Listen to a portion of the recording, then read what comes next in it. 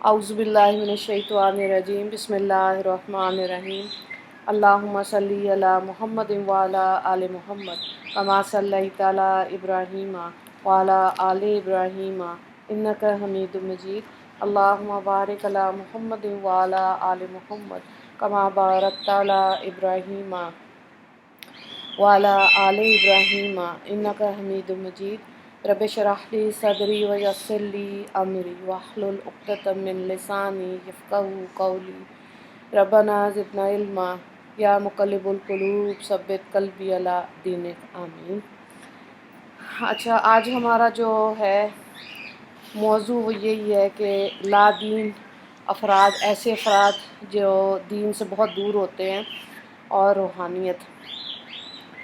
اگر ہم اپنے ذہن میں یہ واضح کر لیں کہ مائنڈ سائنسز اور روحانیت دراصل کیا ہے، تو ہمیں مغرب کا جو نظریہ روحانیت ہے اور مائنڈ سائنسز کے بارے میں ہے، اس پر حیرت نہیں ہوگی۔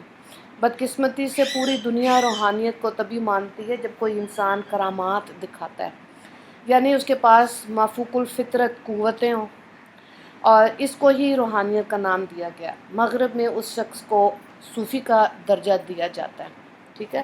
مصنف جو ہیں اس کتاب کے سرفراز احمد شاہ صاحب، بڑا اچھی تحریر ہے ان کی یہ، اور ان کی کتاب 40 علمی نشستوں سے ہی ہم نے یہ آج کی جو نشست ہے وہ کر رہے ہیں۔ تو روحانیت کا مطلب عموماً یہ لیا جاتا ہے کہ ان قوتوں کو حاصل کرنا جو عام آدمی کے پاس نہیں ہے، جو کہ بالکل درست نہیں ہے۔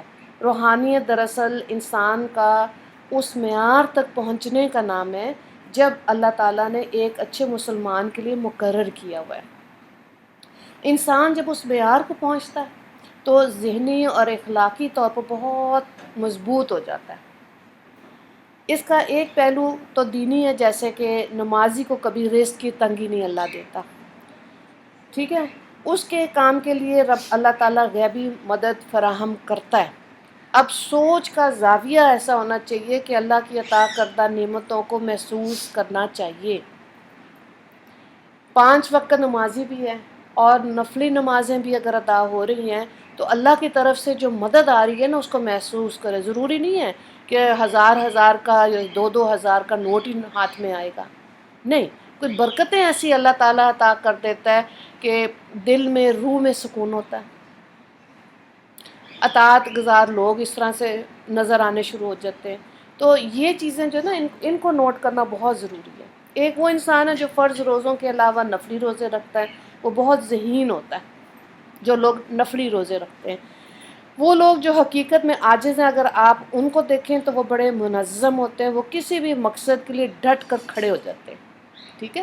ورنہ آپ دیکھیں کہ ہماری زندگی میں کیا ہوتا ہے، ہم کوئی بھی نیا پروجیکٹ شروع کریں، مقصد کریں، کوئی قرآن کی کلاس ہے، کوئی اسکول ہے، کوئی درس تبلیغ ہے، یا آپ نے اپنا کوئی شارٹ کورس کسی بھی چیز کا لینا ہو، تو شروع میں بہت انتھوزیاسٹک ہوتے ہیں، بڑے جوش و خروش ہوتا ہے، لیکن آہستہ آہستہ وہ چیز مدھم پڑنی شروع ہو جاتی ہے، ٹھیک ہے۔ تو جن کو اللہ تعالیٰ سے محبت ہوتا ہے اور وہ اللہ کی مان رہے ہوتے ہیں نا، ان کے ساتھ نہیں ایسے ہوتا۔ نبیوں کو دیکھیں کہ جب ان کو اللہ تعالیٰ نے کوئی ذمہ داری دی ہے تو وہ رو رو کے اللہ سے استقامت مانگتے تھے کہ اس پر ہمیں قائم رکھنا۔ پھر ٹل ڈیتھ کی بات ہوتی ہے نا، پھر 2-4 دن کا شغل ملا نہیں ہوتا کہ 6 سال نیک بن گئے، باقی کا پتہ ہی کوئی نہیں، 40 سال عمر ہو گئی، ٹھیک ہے۔ بہترین مثال کیا دے رہے ہیں کہ آپ قائد اعظم کی شخصیت کو دیکھیں، جسمانی لحاظ سے بے حد کمزور تھے، بیمار تھے، لیکن ان کی ذہنی اور روحانی قوت بہت مضبوط تھی۔ اسی بنا پہ وہ انگریزوں سے، ہندوؤں سے مقابلہ کر سکے، جیت بھی گئے، ہے نا۔ جو ان کے قریب لوگ تھے، ان کا کہنا ہے کہ قرآن پاک سے ان کو بہت شغف تھا۔ اب دیکھیں قائد اعظم کے اس چیز کو، اس پہلو کو سامنے نہیں لایا جاتا نا کہ قرآن سے اتنا مضبوط تعلق تھا قائد اعظم کا، اخلاقی طور پہ بے حد وہ مضبوط تھے، اسٹرانگ تھے۔ اور اگر یہ کہا جائے نا کہ مصنف یہ کہہ رہے ہیں کہ پاکستان قائد اعظم کی ایک کرامت ہے، اگر یہ کہا جائے تو یہ غلط نہیں ہوگا، ٹھیک ہے۔ کیسے انہوں نے علم حاصل کیا اور کیسے ہندوؤں سے، انگریزوں کے ساتھ مقابلہ کیا، دلائل کے ساتھ بات کی، دین کی سمجھ لی ویسے لوگ بہت بہت غلط نیگیٹو باتیں قائد اعظم کے لیے کرتے ہیں. کیوں؟ اس لیے کہ ان کی شخصیت کہیں پوری دنیا میں مسلمان تھے نا، کہ مسلمانوں کی اتنی شہرت نہ ہو جائے، اسلام کی شہرت نہ ہو جائے، اس لیے ہمیشہ ان کو دبایا. ٹھیک ہے. جو لوگ اخلاقی طور پر مضبوط ہوتے ہیں ان میں ذہنی قوتیں از خود پیدا ہوتی ہیں. اللہ عطا کرتا ہے، عام انسان کے بس کی بات نہیں ہے. یہ بالکل صحیح بات ہے. اور انہیں وہ قوتیں حاصل ہونے لگتی ہیں جو عام آدمی میں نہیں ہوتی. دراصل ان افراد کے دماغ کے وہ خلیے سیلز متحرک ہو جاتے ہیں جو عام آدمی کے نہیں ہوتے. یہ اللہ کی واقعی میں عطا کردہ نعمت ہے. آپ کے مقصد جیسے آپ اللہ کو دین اسلام کو سمجھتے ہیں، نبی کی سنتوں کو سمجھتے ہیں، اللہ کو مانتے ہیں، اور جتنا اللہ کو سوچتے ہیں جتنا سوچتے ہیں جتنا سوچتے ہیں جتنا سوچتے ہیں، اللہ آپ کو اتنا ہی مضبوط، بڑے سے بڑا اور پوری کائنات کا خالق و مالک جب لگنے لگتا ہے نا، پھر اللہ اپنی عطا کردہ نعمتیں اس انسان کو دے دیتا ہے. اس کو کہتے ہیں شرح صدر. تو بس یہ اللہ کو مانیں گے اتنا مضبوط تو پھر اللہ عطا کر دیتا ہے. اور یہ لوگ نہیں کسی سے ڈرتے، یہ پھر صرف اللہ سے ڈرتے ہیں، صرف اللہ کے محتاج ہوتے ہیں. بس یہی بات یہاں سمجھانے کی کوشش کی جا رہی ہے کہ روحانیت کو ہم اس واقعے سے ایک اور واقعے سے ظاہر کر سکتے ہیں کہ حضرت عمر رضی اللہ تعالیٰ عنہ نے مسجد کے ممبر پہ کھڑے ہو کے سینکڑوں میل دور کمانڈر کو جنگی حکمت عملی تبدیل کرنے کی ہدایت دی. ٹھیک ہے. اس کمانڈر نے وہ ریسیو بھی کر لی کہ ان کے ذہن میں آ گیا کہ ہاں عمر کے خیال میں ایسے نہیں، ایسے کرنا چاہیے. پیغام کیسے پہنچ رہے؟ ظاہر ہے اللہ نے سبب بنایا. یہ بڑی اسٹرانگ چیز ہوتی ہے. جیسے آپ دور بیٹھے کہتے ہیں نا کہ مجھے آپ کا خیال آیا، یا میں نے آپ کا سوچا، یا مجھے آپ کی طرف سے ایسی سمجھ آئی. بیسکلی وہ تعلق اتنا مضبوط ہوتا ہے پھر انسان ایسی بات کرتا ہے، عام بندہ نہیں کر سکتا. ٹھیک ہے. تو یہ روحانی طاقت ہے. کوئی اس کی توجہ نہیں پیش کر سکا. مغرب والے اس کو ٹیلی پیتھی کا نام دیتے ہیں. یہاں تک تو مانا جا سکتا ہے کہ حضرت عمر رضی اللہ تعالیٰ عنہ نے ہدایت دی، لیکن اس بات کا جواب کس طرح دیں کہ حضرت عمر رضی اللہ تعالیٰ عنہ کو سینکڑوں میل دور کا کیسے پتہ چل گیا؟ ہم یہ کہتے ہیں کہ روحانیت میں جب انسان بہت آگے چلا جاتا ہے تو اس میں صلاحیتیں ڈیولپ ہو جاتی ہیں. دینی لحاظ سے اس بات کو یوں کہا جا سکتا ہے کہ جب کوئی انسان اللہ تعالیٰ کی عطا پر راضی ہو جاتا ہے، خوش ہو جاتا ہے، تو مافوق الفطرت قوتیں اس بندے کو اللہ تعالیٰ عطا کر دیتے ہیں. اللہ سے راضی ہونا بہت ضروری ہے. یہ نہیں ہو سکتا کہ پھر جو بھی مشکلات پریشانیاں آ رہی ہیں سب پر آ رہی ہیں، کسی کی فٹافٹ ختم ہو رہی ہیں، کسی کی رک جاتی ہیں، کسی کی ذرا لمبی ہو جاتی ہیں. ٹھیک ہے. لیکن اگر آپ ان مشکلات پریشانیوں میں سے گزریں گے نہیں تو مضبوطی نہیں آ سکتی. مضبوطی نہیں آ سکتی. اسی لیے آپ دیکھیں جن کی جتنی مشکلات زیادہ ہوتی ہیں نا ان کا دل اتنا ہی مضبوط ہوتا ہے اللہ کی طرف. اگر اپنی پریشانیوں میں رونا زیادہ نکلے، اپنے آپ پہ ترس انسان کھا رہا ہوتا ہے، ٹھیک ہے، پھر نہیں یہ نعمتیں ملتی. پھر تو کیا ہوتا ہے کہ ہائے میں بیچاری. جزاک اللہ، بہت شکریہ. اس میں انسان اپنے آپ کو مظلوم قرار دیتے ہوئے کر رہا ہوتا. کئی لوگ تو صرف پیسے پہ ہی تول رہے ہوتے ہیں اپنے آپ کو کہ باقیوں کو اتنا دیا مجھے نہیں دیا. کئی اپنے مشکلات سے دیکھ رہے ہوتے باقیوں کی زندگی میں اتنی سہولت، ان کے بچوں کی بھی شادیاں ہوگی، بچوں کے بچے بھی ہو گئے، نوکریاں بھی لگی، ہائے ہم بچارے. لیکن اس کی کیفیت ہر ایک کے لیے فرق ہے. اگر اس کو محسوس نہیں نہ کریں گے تو اللہ سے راضی ہونا بہت دور کی بات ہے. روحانیت تو رے اور واؤ بھی نہیں مل سکتا ایسے انسان کو. مغرب والے مائنڈ سائنسز اور روحانی قوت کے نتیجے میں پیدا ہونے والے نتائج کو ہی مائنڈ سائنسز کا نام دیتے ہیں، لیکن نتیجہ تک لے جانے والے اسباب کو وہ ڈسکس نہیں کرتے.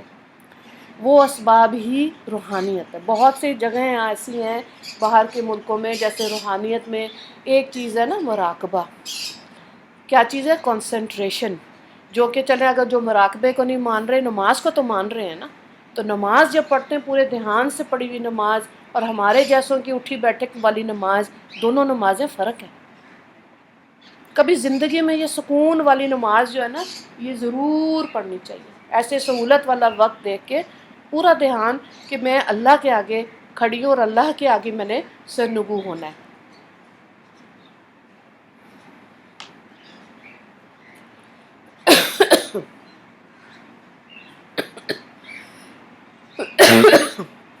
بہرحال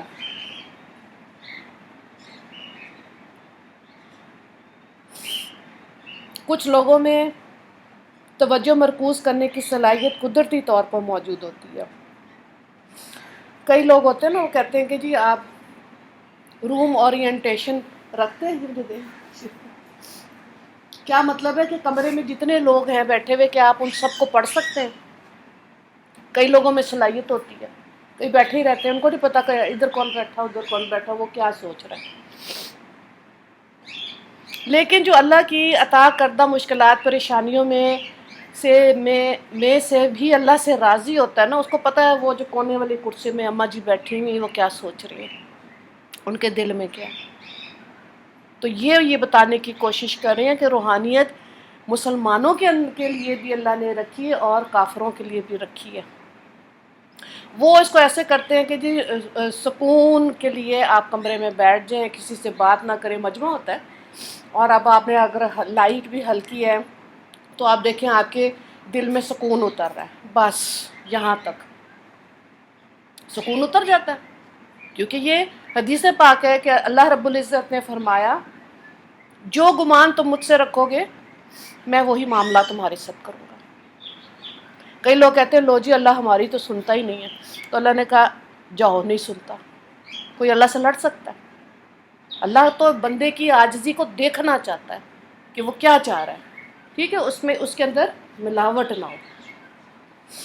پھر آپ دیکھیں بہت سی اس کو مثالوں سے یہاں بتایا ہے کہ کئی مشقیں ہیں، جیسے کہ ایک موم بتی کو جلا لیں اور اس کے شعلے کو غور سے دیکھتے رہیں حتیٰ کہ اس مقام پر وہ موم بتی آ جائے کہ اس کی لو غائب ہو جائے، حالانکہ دراصل وہ موم بتی ہی جل رہی ہوتی ہے۔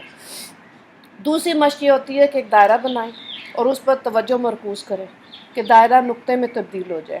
ایک اور مشق یہ ہوتی ہے کہ سرخ رنگ کا دائرہ لگائیں اور اس کا دیکھنا شروع کریں، مائنڈ پاور اس قدر بڑھا لیں کہ دائرے کا رنگ تبدیل ہو جائے۔ یہ ساری مائنڈ سائنسز کی پریکٹسز باہر کے ملکوں میں ہوتی ہیں، ایسے کرواتے ہیں، دماغ اتنا اسٹرانگ ہو جاتا ہے، اتنی کانسنٹریشن، توجہ مضبوط ہو جاتی ہے۔ کر کے دیکھیں ذرا۔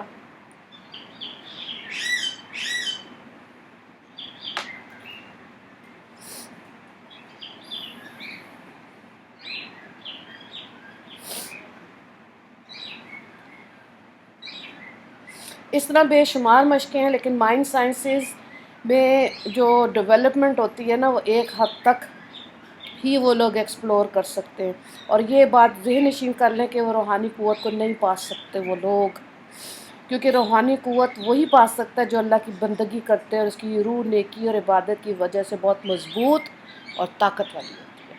یہ ہر بندے کے کمال کی بات نہیں ہے، ہر ایک بندے، جیسے میں نے دورہ قرآن میں بھی آپ کو بتایا نا کہ بہت سی عورتیں آپ دیکھیں جہاں دورہ قرآن ہو رہے ہوتے ہیں اور ان کا قرآن بھی مکمل ہو جاتا ہے، ان کے گھر بھی صاف ہوتے ہیں، لباس بھی صاف ہوتے ہیں، سب کچھ بنا ہوا ہوتا ہے، اور بہت سی عورتیں ایسی بھی جن کو 1 بجے تک یہی نہیں پتہ ہوتا آج پکانا کیا۔ دونوں عورتوں میں فرق ہے، اسی لیے آپ دیکھیں یہ جو چیز ہے نا روحانیت جو ہے نا، اس کے اندر جو دھیان بناتے ہیں اللہ کی طرف، اس کے اندر صرف جیسے اگر مراقبے کی بات ہو نا تو اس میں صوفی ازم میں کیا چیز سکھائی جاتی ہے کہ آپ دھیان بنا کے اللہ کی طرف بیٹھیں کہ اللہ کی رحمت آپ کے دل پر آ رہی ہے اور شکرانے کے طور پر آپ کا دل اللہ اللہ اللہ بول رہا ہے۔ اگر اب دھیان جو عورت بنائے گی نا اس کو اپنے دل سے یہ آواز سنائی دے جاتی ہے، اب وہ معاملہ ہوتا ہے اس عورت کا اور اللہ کا، درمیان میں سے فرشتے نکل جاتے ہیں۔ تو آپ نے سنا ہوگا لفظ جیسے کہتے ہیں مستجاب الدعوات، بعض لوگ ایسے ہوتے ہیں جو دعائیں مانگتے ہیں دعائیں قبول ہو جاتی ہیں، ہے نا۔ تو جتنی محنت کریں گے نا، اس میں کس چیز پہ محنت کرنی ہوتی ہے؟ گناہ والی زندگی سے آنکھوں کو بچانا، دل کو بچانا، جسم کے اعضاء کو بچانا، پھر اللہ یہ نعمت دے دیتے، بالکل بھی مشکل نہیں ہے۔ لیکن اگر یہ ہے کہ موبائل بھی ساتھ ہو، ٹک ٹاک بھی ہو، ساس کے گھر کیا ہو رہا ہے، میکے میں کیا ہو رہا ہے، ادھر کیا تماشے ہو رہے ہیں، ادھر ساروں کی خبر ہو، تو پھر دھیان تو نہیں ہٹ گیا نا، پھر ایسی عورتوں کو کچھ نہیں ملتا، کیونکہ جستجو اور دھیان کہاں ہو گیا؟ مزے کے اندر، دنیا کے مزے کے اندر۔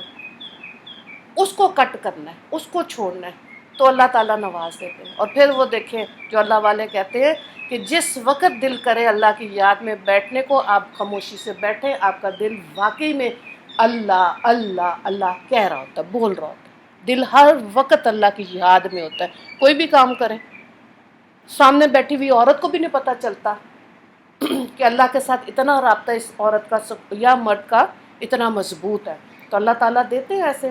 نہیں تو یہ ہے کہ پھر دھیان والی نمازیں پڑھیں، یہ چسکے مزے چھوڑیں گے تو پھر آپ دیکھیں کہ یہی لوگ کچھ کر کے جاتے ہیں، کیونکہ جیسے انسان کو اپنا مقصد کلیئر ہو جاتا ہے نا، اس مقصد کو ہٹ کرنے کے لیے اب راستے میں اتنی مشکلات آتی ہیں، اتنی مشکلات آتی ہیں کہ وہ صراط مستقیم پر وہ بندہ یا بندی ہوتی ہے اور وہ اپنے مقصد تک پہنچ جاتی ہے۔ سائیڈ میں شور ہی شور ہوتا ہے، سائیڈ میں ہنگامہ ہی ہوتا ہے، ایک بندہ ادھر سے وہ اس کے ہاتھ کھینچے گا، کوئی ٹانگ کھینچے گا، کیونکہ اس کا دل اتنا مضبوط ہو گیا اللہ کے ساتھ، وہ اپنے صراط مستقیم سے دائیں بائیں کوئی نہیں عورت ڈولتی۔ آگے بڑا اچھا لکھا ہوا کہ برِ صغیر میں پائے جانے والی روحانی سلسلوں میں ہندو کلچر کی ملاوٹ ہے۔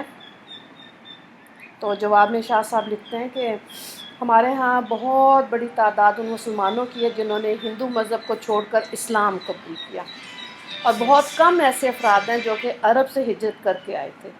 تو ثقافتی روایات عام حالات میں مذہبی روایات پر حاوی ہو جاتی ہیں۔ ہو سکتا ہے لوگ اس پہ اعتراض کریں، لیکن حقیقت یہی ہے کہ مسلمانوں میں بہت سی روایات کا تعلق ہندو کلچر سے ہے۔ شگون لینا، سات گھڑی، مبارک دن، مبارک نمبر، یہ سب دین اسلام کا کلچر نہیں ہے، ٹھیک ہے؟ کیونکہ مسلمان کے لیے تو تمام گھڑیاں، تمام اوقات باعث سعادت ہے۔ زمین کا کہیں کسی گوشے میں آپ مسلمان سجدہ کر سکتا اگر وہ پاک ہے تو۔ اللہ نے پوری زمین کو سجدہ گاہ بنایا مسلمان کے لیے۔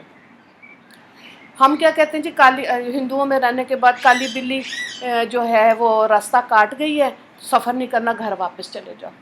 یہ تو اللہ کا شکر ہے، قرآن کی تعلیمات اتنی پھیل گئیں، اتنی جگہ عورتیں قرآن کو سیکھ رہی ہیں کہ ان چیزوں سے آہستہ آہستہ ہٹتا گیا، ٹھیک ہے۔ اور میرا اپنا ذاتی تجربہ یہ ہے، ہر چیز کو اگر میں اپنے پیچھے مڑ کے دیکھوں تو میں ہر چیز پہ حدیث پہ اور قرآن کی آیت پہ کہتی ہوں کہ بالکل سچ ہے، کیونکہ نماز، روزہ، نازلہ قرآن ہمارے گھر میں شروع سے تھا، آنکھیں کھولتے ہی ہم نے دیکھ لیا۔ قرآن کا ترجمہ، اللہ کی بات، یہ تو قرآن کے آگے جب اللہ نے بٹھایا تو سمجھ آئی کہ کیا چیز اللہ تعالیٰ چاہ رہے ہیں، ٹھیک ہے۔ یہ بہت ضروری ہے۔ اب آپ دیکھیں جب میری والدہ کی ڈیتھ ہوئی تو میں نے غم لمبا کر لیا 1 سال پہ، اللہ میری ماں مر گئی، ماں ماں ماں، چلو جی۔ جب والد کی ڈیتھ ہوئی اس وقت تک اتنی بات سمجھ آ گئی ہوئی تھی کہ سوگ 3 دن کا، اللہ کو نہیں اچھا لگتا چوتھے دن آپ اپنے کسی پیارے کو رو رہے ہیں، بے شک وہ ماں باپ ہے یا اولاد ہے۔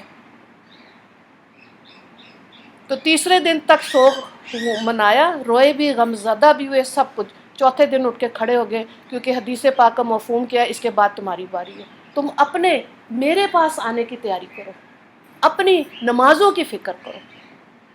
تو جب لوگ یہ ایک مثال دے رہی ہوں اس کتاب کے ساتھ، زندہ مثال اپنی، کہ ہم بھی، میں بھی اب باپ کے بعد تیار ہوں باپ کے پاس، وہ اللہ کو پتہ کون سی بہن کا یا بھائی کا وقت کتنا نزدیک ہے، لیکن اگر یہ دین کی سمجھ نہیں لیں گے تو روتے ہوئے، سسکتے ہوئے، ڈپریشن میں، سٹریس میں، انگزائٹی میں زندگی ختم ہو جاتی ہے۔ کہاں سے اس انسان کا ہاتھ پکڑیں جو حوصلہ دے، ہے نا؟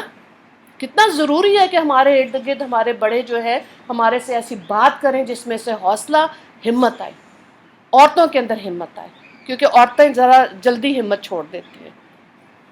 تو یہ بالکل صحیح بات ہے. اب ہندو، اسی لیے میں کہتی ہوں، عورتیں کہتی لو جی بڈھی عورتیں، ان کو پڑھنا نہیں آتا. کہاں سے پڑھتی؟ پاکستان بن رہا تھا، مدرسوں میں نہ مرد جا سکتے تھے، عورتوں کا تو سوال ہی نہیں پیدا ہوتا. تو اگر عورت کا ناظرہ قرآن کمزور ہے تو آج کے دور میں نہیں ہونا چاہیے. کیوں؟ اتنی اویلیبلٹی آف تجوید کلاسز ہیں، تو پھر سیکھ لیں جہاں کہیں سے بھی موقع ملتا ہے. ٹھیک ہے. بر صغیر میں تصوف میں سادھوازم کی ملاوٹ ہو گئی، ہندو کلچر کا جو حصہ تھا. اس کے بعد اسلام میں ترک دنیا کا کوئی نظریہ موجود نہیں. جین مت کے اندر ہے، اس مذہب کے اندر ہے، کرسچینٹی کے اندر ہے کہ عورتیں ننز بن جاتی ہیں، لیکن ہمارے دین اسلام میں ایسی کوئی بات نہیں. یہ چیز بھی ہم نے، کیونکہ ہم نے جو دورہ قرآن کیا تھا وہ اس جملے پہ کیا تھا کہ ہم اپنا ایمان کیسے بڑھا سکتے ہیں. اس جملے پہ پورا دورہ قرآن کیا تھا کہ کیسے انسان اپنا ایمان زیادہ کرے اور زیادہ کرے. ٹھیک ہے. تو اب آپ دیکھیں کہ اگر اسلام کے، یہ تو بڑا آسان ہے نا، کونا مل جائے اور آپ اللہ اللہ کریں، بہو بیٹیوں کی ڈیوٹیاں لگ جائیں، چائے دو، پانی دو، کھانا دو، سحری ہوگی، افطاری ہوگی، کھلائی جاؤ مجھ کو، ہے نا. کتنا آسان طریقہ ہے. تو اماں جی خود اٹھ کے ذرا بنائیں ہیں سحری افطاری. کتنا مشکل ہے. اللہ یہ چاہتا ہے. اسلام میں مذہبی ریچولز اور دنیاوی فرائض پورے کرنے میں بڑا نازک توازن ہے. دیکھیں یہی چیز ہے جس کو سمجھ آ گئی، اور یہی مجھے بھی ہوتا ہے کہ خواتین اس چیز کو سمجھیں اور اس کو اپلائی کریں اپنی زندگی میں، خوش رہیں. عبادت بھی کریں، ذکر کر سکتے ہیں ہر وقت زبان سے. آپ سبحان اللہ پڑھیں، کلمہ پڑھیں، درود پاک پڑھیں. کام اپنے ہاتھ، جو اپنے ہاتھ ہیں نا، ان کو کاموں میں رکھیں. کیونکہ آپ دیکھیں ہوم مینجمنٹ فل فلیج ڈیوٹی ہے. اگر تو اس گھر کے اندر ہی کھب کے رہ گئے اور دنیا کا نہیں پتہ چلا تو کوئی بات نہیں، جنت پکی ہے. لیکن اگر گھر کے ساتھ آپ دین کی نسبت سے بھی کوئی کام کر رہے ہیں، آپ ڈاکٹر بھی ہیں، بہت سے ڈاکٹر میں نے دیکھے ہیں، لیڈی ڈاکٹرز، گائنیکالوجسٹ، آئی اسپیشلسٹ، ڈرمیٹولوجسٹ، جو اپنا جو پروفیشن کے لحاظ سے کام ہے بڑی ایمانداری سے کر رہے ہیں. ٹیچرز ہیں، پروفیسرز ہیں. ٹھیک ہے. ان کے جنت کے لیول بہت اونچے ہوں گے. یہ پھر ہمارے جیسے نہیں، وہ جو 100 درجوں کی بات ہوتی ہے نا، ہائیسٹ رینک آف جنہ کی بات ان کے لیے. اس لیے جو فرائض اللہ تعالیٰ نے عورت کے لیے بحیثیت بیوی کے، بھائی، شوہر، بیٹے کے، باپ کے، جن کو جو ذمہ داری میں آ گئے افراد سونپے گئے ہیں، خواتین کو خوش دلی سے اس کو ایکسیپٹ کرنا چاہیے اور ایسی بات کرنی چاہیے. یہ جو بات ہے نا کہ شادی ہوگی بس بہت مزے آئیں گے، شادی کا کیا مطلب ہے؟ ذمہ داری. ہاں جی پتر. مجھے بھی جب میری 21 سال میں شادی، تو مجھے ہوتا تھا شادی کا مطلب سیر سپاٹا، تحفے. ایک ہفتے کے بعد طبیعت بالکل صاف ہو گئی جب کپڑے دھونے پڑے. تو بات یہ ہے کہ خوش دلی سے اگر ایکسیپٹ کریں گے اپنی ذمہ داری تو کام وہی ہے جو رو کے کرنا ہے، کام وہی ہے جو خوش ہو کے کرنا ہے. ٹھیک ہے. اور جب کریں گے تو ظاہر ہے اللہ تعالیٰ اس میں راضی ہوگا. یا اللہ مجھے اس کے ذریعے آپ کی رضا چاہیے. بے شک آپ برتن دھو رہے ہیں، کپڑے دھو رہے ہیں، گھر کی صفائی کر لیں. ہمت والی عورت جو فجر کے وقت اٹھی ہے 11 بجے، وہ ان سارے کاموں سے بالکل فارغ ہے، تو 11:30 سے لے کے 1:30 بجے تک کچھ اچھا آخرت کے لیے کر سکتی ہے. آخری بات کیا ہے کہ انسانی اورا ہوتا ہے ایک انسان کا نا، اس کے ڈایا میٹر کے اندر اس کی جو پازیٹیوٹی ہے، نیگیٹیوٹی ہے، وہ اس کا اورا بڑا اسٹرانگ ہوتا ہے ہر انسان کا. تو انسانی جسم کے ارد گرد جو حالہ ہوتا ہے نا، اس کو عام طور پہ اورا کہتے ہیں. مغربی سائنس بھی اس کو مانتی ہے. جو انسان زیادہ عبادت کرتا ہے اس کا اورا زیادہ مضبوط ہوتا ہے. انسانی جسم میں 3.5 سے لے کے 5.5 وولٹ تک کرنٹ موجود ہوتا ہے. ٹھیک ہے. اس کرنٹ کی وجہ سے انسان کے اندر الیکٹرو میگنیٹک لہریں پیدا ہوتی ہیں. جب انسان رب کی بندگی کی طرف جاتا ہے تو اس کی اخلاقی اقتدار مضبوط ہو جاتی ہے. ٹھیک ہے. اخلاقی اقتدار مضبوط ہونے سے انسان کی الیکٹرک میگنیٹک فیلڈ مضبوط ہوتی ہے اور یہی اورا کہلاتا ہے. کیونکہ شروع سے جب میں اگر اپنا بچپن دیکھوں اور شروع جوانی بھی دیکھ لیں آپ، جوانی ان سینس کے 30 سال سے پہلے والی ایج، تو میرے اندر خوف زیادہ تھے. تو میں اپنے آپ کو کہتی تھی کہ یہ کیسے زندگی گزرے گی اگر اس سے بھی خوف ہے، اس سے بھی خوف ہے، ماحول سے خوف ہے. چیزوں کا خوف ہے، ایون تیز پانی کی لہروں سے خوف ہے، تو زندگی کیسے گزرے گی؟ تو میں نے اپنے آپ سے لڑنا شروع کیا، اپنی جنگ خود لڑی۔ یہی میں عورتوں کو کہتی ہوں، جو بھی آپ کے خوف ہیں اس کو اوور کم کریں، اس میں سے باہر نکلیں، ٹھیک ہے؟ تو وہی جو خوف زدہ، جس کو ہر کوئی ڈرا دھمکا کے کونے میں بٹھا سکتا تھا، اس کو اللہ نے ادھر بٹھایا اس صوفے پہ، اور آپ اس کی باتیں سن رہے ہیں۔ اس لیے اپنی جنگ خود لڑیں۔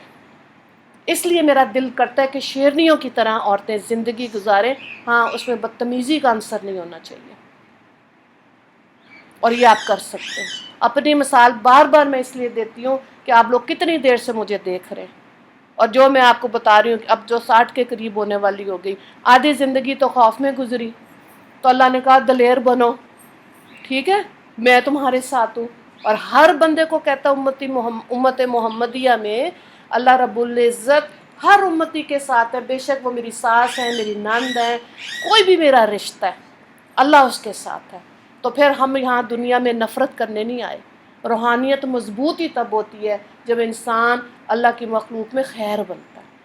آپ دور ہیں، کسی کے لیے بدگمان نہ ہو، آپ دور بیٹھ کر اس کے لیے دعا کریں، تو دور بیٹھ کے ہی خدا سمجھاتا ہے کہ فلانا بندہ تمہارے لیے کیا سوچ رہا ہے۔ یہ آسانی سے نہیں ملتی نعمت، لیکن مل جاتی ہے، اتنی آسان ہے، یہ کہنے کا ہی مطلب ہے۔ اور اسی لیے لہریں نکلتی ہیں، جب کسی شخص سے ملتے ہیں تو ظاہری طور پر پتہ نہیں لگتا کہ وہ اللہ پاک کا نام بھی لیتا ہوگا، لیکن اس کا اورا بہت اسٹرانگ ہوتا ہے۔ کچھ عرصے بعد معلوم ہوتا ہے یہ تو بڑا نیک بندہ ہے۔ ظاہر میں وہ پینٹ شرٹ والا بندہ لگ رہا ہوگا، ہے نا، کوئی عورت بھی ایسے لگ رہی ہوگی، برقع نہیں پہنتی ہوگی، لیکن ستر اس کا پورا ہوگا، اللہ کے بے حد قریب ہوگی، اس کی ذات سے کسی کو تکلیف نہیں پہنچ رہی ہوگی، ٹھیک ہے؟ تو وہ عورتیں پھر اللہ کے نزدیک ہیں، ان کا اورا بھی اسٹرانگ ہوتا ہے۔ اسٹرانگ اورا والی عورتوں کے ساتھ جب بیٹھتے ہیں اچھا لگتا ہے، ان کی صحبت اچھی لگتی ہے، کیونکہ ان کے اندر کی جو پازیٹیوٹی ہے وہ جو ہے ان کے اوپر اثر انداز ہو رہی ہے۔ آپ اسکول کے کسی ٹیچر کو سوچ لیں، آج سے پیچھے 20 سال پہلے کہ کون سا سبجیکٹ آپ کو اچھا لگتا تھا، کیوں اچھا لگتا تھا، تو آپ کو سمجھ آ جائے گی کہ ٹیچر کی وجہ سے اچھا لگتا تھا، اس ٹیچر کی پازیٹیوٹی کی وجہ سے وہ سبجیکٹ اچھا لگنا شروع ہو جاتا تھا۔ اسی طرح جو آدمی بہت برائی کی طرف نکل جاتا ہے اس کا اورا نیگیٹو ہوتا ہے، منفی ہوتا ہے۔ جب ہم ایسے لوگوں سے ملتے ہیں تو بظاہر انسان دیکھنے میں اچھا لگ رہا ہوتا ہے، لیکن ہمیں کیا محسوس ہوتا ہے؟ کچھ نہ کچھ غلط ضرور ہے، کیونکہ دل نا ایسے لوگوں کی محفل میں بیٹھ کے، ان کے ساتھ بیٹھ کے نا گھبرا جاتا ہے، ٹھیک ہے؟ تو اس کا مطلب ہے کہ کوئی نہ کوئی وہاں اس کے اندر کی جو ریز ہے وہ نیگیٹو ہے نا۔ میرے ساتھ کتنی بچیاں ہیں جو کہتی ہیں آپ ڈانٹتی ہیں، میں کہا ہاں پتر ڈانٹ تو پڑے گی، لیکن جیسے ان کا کورس پورا ہو جاتا ہے کوئی ڈانٹ شانٹ نہیں ہوتی، ختم۔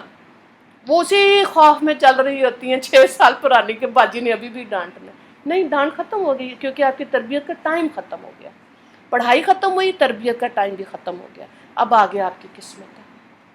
ڈانٹا ہوگا تو کسی وجہ سے ڈانٹو گے، ذاتیات تو نہیں ہے نا کہ میری کوئی سگی اولاد ہے تو میں ان کو جھوٹ بول بول کے پیار ہی کرتی رہوں، حالانکہ بچوں کے ساتھ بھی نہیں میں ایسے کرتی۔ کہ جب اللہ کی ماننی ہوتی ہے نا تو پھر خامن کی اور بچیوں کی بھی نہیں ماننی ہوتی، اگر وہ غلط کہہ رہے ہیں تو پھر اللہ کی ماننی ہے صرف۔ اسی طرح وہ انسان جو حاسد ہوتا ہے اس کا اورا بھی منفی ہوتا ہے، کیونکہ اس کے اپنے اندر کی حسد کی جو ریز نکل رہی ہوتی ہے نا، بغض کی جو نکل رہی تھی، اس کی وجہ سے نا دوسرا کوئی نہیں خوش ہوتا ان کی محفل میں بیٹھ کے، لیکن اسی حسد کے بارے میں وہی جان پاتا ہے جو اخلاقی روحانی طور پہ مضبوط ہوتا ہے، وہ سمجھ جاتا ہے کہ اس کے اندر کوئی نیگیٹو چیز ہے، ٹھیک ہے، جس کی وجہ سے وہ انسان اللہ کی خاطر روحانیت میں رکا ہوا ہوتا ہے، لیکن وہ ایک سلسلہ چل رہا ہوتا ہے، ٹھیک ہے۔ تو جو انسان جس قدر روحانی طور پر مضبوط ہوگا اس کا اورا اتنا ہی اسٹرانگ ہوتا ہے۔ تو نیک اعمال کرنے کی بہت زیادہ ضرورت ہوتی ہے۔ پیدائشی طور پر اللہ رب العزت نے جب ہماری روحیں دنیا میں آئیں تو ہمارے اندر روحانی بیماریاں تھیں، حسد، کینہ، غصہ، بدگمانی، لالچ، یہ سب کچھ ہمارے اندر ہوتا ہے۔ مان جائیں اللہ کے سامنے کہ ہمارے اندر لالچ ہے، اب وہ کپڑوں کی بھی ہو سکتی ہے، وہ پیسے کی بھی ہو سکتی ہے، وہ اسٹیٹس کی بھی ہو سکتی ہے۔ اسٹیٹس تو خیر مجھے لاہور آ کے زیادہ سمجھ آیا نا کہ اسٹیٹس کانشیس ہیں، برانڈ کانشیس ہیں، کہ کفن بھی ہمیں کوئی جے ڈاٹ والا مل جائے. تو ایسی بات ہے، جب ان چیزوں سے ہٹیں گے نا تو پھر اللہ کشف کھول دیتا ہے. کشف کا مطلب ہوتا ہے پردہ، وہ اللہ پردہ ہٹا دیتا ہے، پھر چیزیں واضح ہو جاتی ہے. اور جب یہ چیز مقام ملتا ہے نا کسی کو، تو پھر انسان ان پہ ترس کھا رہا ہوتا ہے جو بیچارے برانڈ کے پیچھے بھاگ رہے ہوتے ہیں، جو دنیا کے پیچھے ان پہ ترس آتا ہے. پھر یہ اپنی زندگی کا وقت کہاں ضائع کر رہے ہیں. تو اللہ تعالیٰ صحیح معنی میں ہمیں سمجھ عطا فرمائے، نیک لوگوں میں اٹھنے بیٹھنے کی توفیق عطا فرمائے. یہ دعا میں نے سورہ یوسف پڑھنے کے بعد کی تھی، جب مجھے یہ پتہ چلا کہ حضرت یوسف علیہ السلام نے خود دعا مانگی تھی کہ اللہ دنیا اور آخرت میں نیک لوگوں میں اٹھنا بیٹھنا نصیب فرما.